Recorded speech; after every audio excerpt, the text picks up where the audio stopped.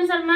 हम मंजू शर्मा अपना चैनल पर स्वागत करे छी। नमस्ते प्रणाम जेते दाई माय दीदी भाईजी चाची बहन छी सब गोटन के प्रणाम करे छी। सब गोटन एके बेर में सब गोटन के इना प्रणाम। प्यारा सी बात देत रहू, आगा बढ़ाबैत रहू आ नहीं भूलबै, भूल जाय छी त हम सब झूल जाय छी। अब बहुत प्यारा से बेटा विवाह गीत गावे जावे रहल छै, अहाँ सब जरूर सुनबा, जरूर कमेंट लाइक शेयर जरूर करबै।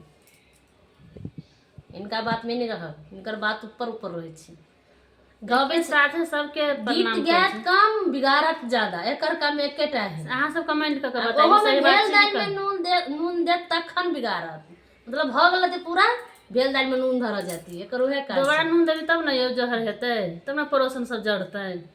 बहुत प्यारा से बेटा विवाह गीत है, अहाँ सब जरूर सुनबे, जरूर कमेंट करबे आ गीत केहन लागत गीत जरूर कमेंट बॉक्स में भेजब, शेयर करब, लाइक करब, हमरा सबके नहीं भूलब। और हम दुनू देवरानी जेठानी जा रहल छी गाँव।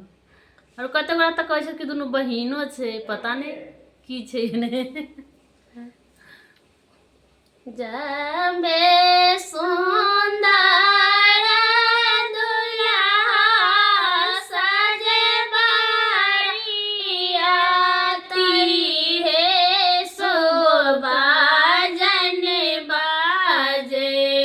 जाबे सुंदर दुल्हा सजे बाराती है, शुभ बाजन बाजे।